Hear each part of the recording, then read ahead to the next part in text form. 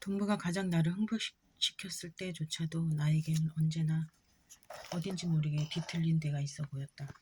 특히 웨스트 에그는 기이한 꿈을 꿀 때면 아직도 나타난다. 나에게는 그곳이 엘 그레코가 그린 밤 풍경처럼 보인다. 즉 전통적이면서도 기괴한 수백 채의 집들이 그 위에 펼쳐져 있는 음울한 하늘과 강태가 없는 달 아래 쭈그리고 앉아있는 그림처럼 말이다. 그림 앞쪽에는 흰 야외복을 입은 4명의 사내가 흰 이브닝 드레스 차림의 술에 취한 여자가 누워있는 들것을 들고 인도를 따라 걸어가고 있다. 들것 가장자리 밖으로 축 늘어져 있는 여자의 손에서는 보석들이 싸늘하게 반짝거린다. 사내들은 엄숙하게 어떤 집에 들른다. 집을 잘못 찾은 것이다. 그러나 아무도 그 여자의 이름을 알지 못하고 아무도 상관하지 않는다. 기괴한 수백 채의 집들, 술에 취한 여자의 이름을 알지 못하고 아무도 상관하지 않기에 다른 집에다 여자를 바래다 준 사내들 등등 이 인용문에 나타난 이미지들은 하나같이 인간 소외를 연상시킨다. 이 이미지들의 공통된 소외와 피로감은 자신이 청춘기를 보낸 중서부에 된 닉의 묘사와 선명한 대적에 이르면서 더욱 강조된다. 청명하고 상쾌한 위스콘신의 하늘과 달리 동부의 하늘은 우물하고 가라앉아 있다. 광택 없는 동부의 달보다는 차라리 여자의 손에 끼워져 있는 차가운 보석들이 더 싸늘하게 반짝거릴 정도다. 한편 데이지의 조던이 루이빌에서 보낸 아름답고 순수했던 소녀 시절, 묘사한 구절들에서도 목가적 과거를 엿볼 수 있다. 닉은 맑고 상쾌한 아침에 골프장에서 처음 골프를 배우는 루이빌에서의 조던의 모습을 상상한다. 바람에 날리는 새로 산 체크무늬 스커트 차림으로 부드러운 잔디를 이리저리 걸어 다녔다는 조던의 화생처럼 그곳 역시 낭만적 과거가 숨쉬는 공간이다.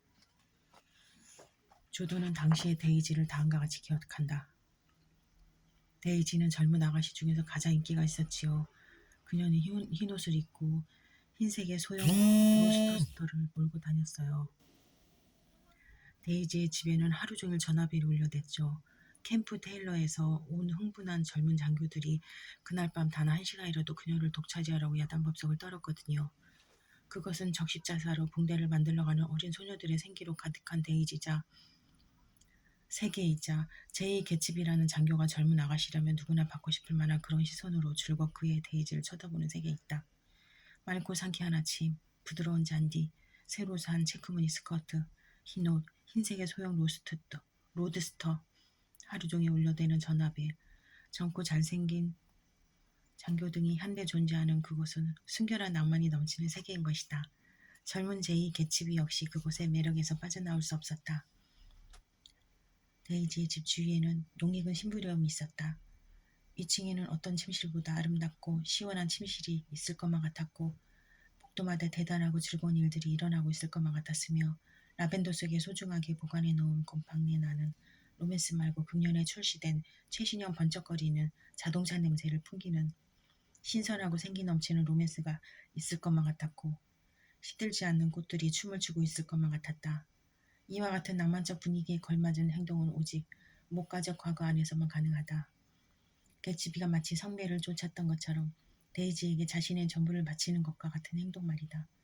위대한 개츠비에서 영원히 사라져버린 목가적 과거를 가장 강력하게 환기시키는 부분은 아마도 소설의 끝부분에 등장하는 다음 대목일 것이다. 닉은 위스콘신으로 돌아가기 전날 밤에 해변에 앉아 명상에 잠긴다.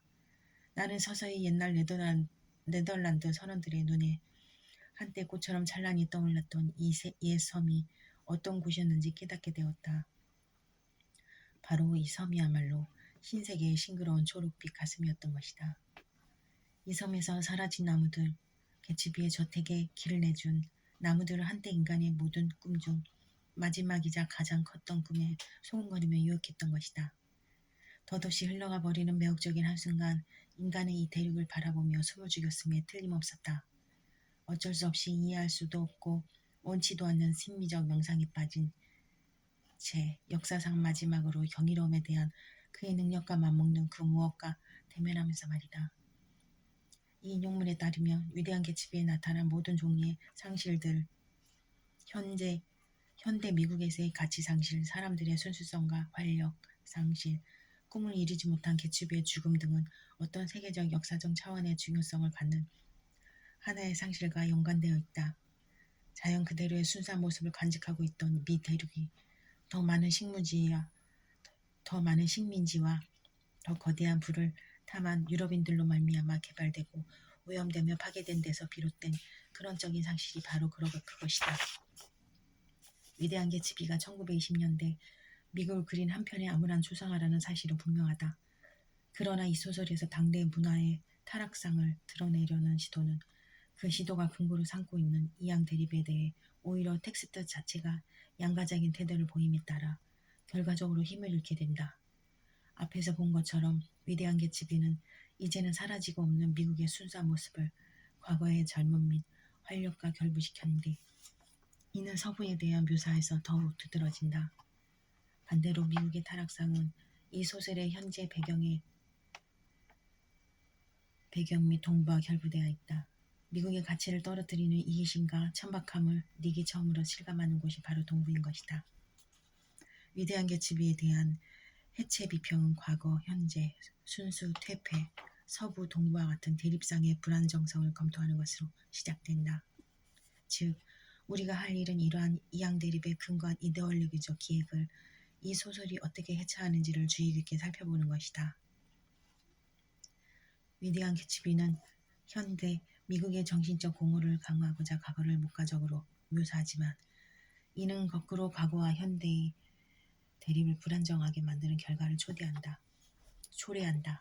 과거에 대한 목가적 묘사는 과거가 모든 이에게 목가적으로 기억되는 것은 아니라는 소설 나름의 자각을 악화시키기 때문이다. 적어도 제2 개츠비의 과거가 목가적이지 않았다는 사실만큼은 확실하다. 그의 부모는 무능하고 별 볼 일 없는 농사꾼들이었다. 개츠비의 아버지는 아들을 이렇게 기억한다. 언젠가는 나더러 개처럼 더럽게 먹는다고 하길래 그 애를 때려준 적도 있다네. 실제로 개츠비는 자신의 과거를 용납할 수 없어 아예 새로 발명해낸다.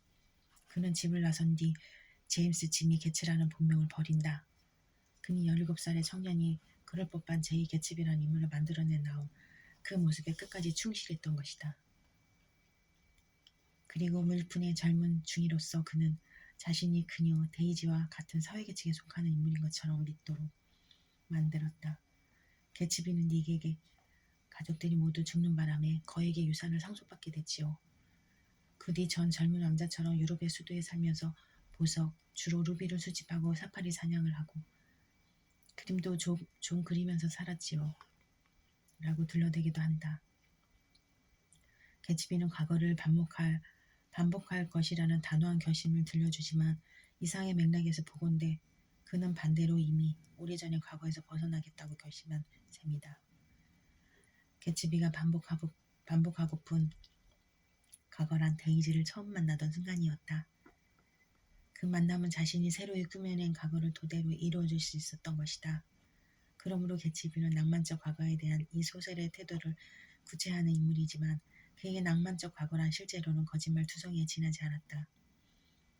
과거와 현재의 대립에서 발견되는 또 다른 문제는 이 대립이 순수와 퇴폐의 대립과 맞닿아 있다는 점이다. 순수와 퇴폐의 대립 역시 그 자체로 불안정하기 짝이 없다. 이를테면 닉은 이 세대의 퇴폐상에 맞서는 위대한 개츠비의 대변인 격으로서 설정되어 있지만 정작 그 자신도 그러한 타락에 이끌리는 모습을 보인다. 나는 뉴욕이 좋아지기 시작했다. 활기 있고 모험으로 가득 찬 밤의 분위기와 끊임없이 명멸하는 남녀와 자동차들이 들떠있는 눈동자에 안겨주는 만족감이 마음에 들기 시작한 것이다. 나는 5번가를 걸어 올라가 군중 속에서 낭만적인 여자들을 골라내 몇 분 안에 그들의 생활 속에 들어가는 상상을 하며 즐겼다. 어느 누구도 그 사실을 눈치채거나 그러지 말라고 말리지 않을 것이다. 때로는 마음속으로 보이지 않는 길모퉁이에 있는 아파트까지 그 여자들을 따라가 그들의 문을 열고 따뜻한 어둠 속으로 사라지기 전에 돌아서서 나를 향해 미소 짓는 모습을 혼자 상상해 보기도 했다. 닉의 상상은 이쯤에서 멈추지만 내가 강조한 구조들을 볼 때 그가 여성들을 따라 따뜻한 어둠으로 들어가는 자신의 모습을 상상한 것만은 분명하다. 여성들의 미소를 초대의 뜻밖으로 받아들인 것이다. 다시 말해 닉이 생각하기에 활기 있고 모험으로 가득한 도시의 분위기는 통념상 바람직하지 않은 성적인 만남의 가능성에서 비롯된다. 이는 그 도시들에서는 아이들과 아주 늙은 노인들만 빼고는 모든 사람들이 코치코치 캐묻기를 좋아한다. 닉의 고향 위스콘신과는 전혀 다른 분위기다. 그런데 닉은 그 분위기를 즐기고 있는 것이다. 조던 베이커 또한 위대한 개츠비가 비난으로 표적으로 삼고 있는 타락상을 보여주는 인물이지만 닉은 이번에도 그러한 타락에 매혹된다. 개츠비에 따르면 조던은 훌륭한 선수이고 옳지 않은 일은 절대로 하지 않는다고 하지만 그녀는 속임수를 일삼는 거짓말쟁이다. 닉도 그 사실을 안다. 다만 닉은 조던의 그러한 면을 대수롭지 않게 여기고 잊어버릴 뿐이다. 여자의 부정직함이란 그렇게 심하게 나무랄 것이 못 된다는 것이 그 이유이다. 실제로 닉의 마음을 매혹시키는 것은 그녀의 부정직함이다. 자신이 경험하고픈 비밀스러운 통념에 반하는 성욕을 감추는 데 부정직함이 도움이 된다고 믿기 때문이다. 그녀는 이 세상에 차갑고 오만한 미소를 보이기 위해 그러면서도 자신의 활기차고 건강한 육체의 욕구를 충족시키기 위해 아주 어렸을 적부터 속임수와 거래해 왔던 것이다. 이 같은 맥락에서 볼 때 본인이 비난하는 피상적 가치들이 전형적으로 드러나는 상황들에서 닉이 쉽게 자리를 박차고 나오지 못하는 점은 흥미롭다. 예컨대 닉은 개츠비의 파티에 참석할 때마다 가장 늦게까지 남아있는 인물이다. 더욱 이해하기 어려운 것은 톰과 머틀의 아파트에서 벌어진 요란스러운 술판에서 닉이 딱히 빠져나올 생각이 없어 보인다는 점이다. 나는 밖으로 나가 부드러운 황혼에 휩싸인 동쪽의 공원을 향해 걷고 싶었지만 나가려고 할 때마다 귀에 거슬리는 꺼름직한 이야기가 밧줄처럼 내 발목을 잡아당겨 의자에 앉아버리곤 했다. 569페이지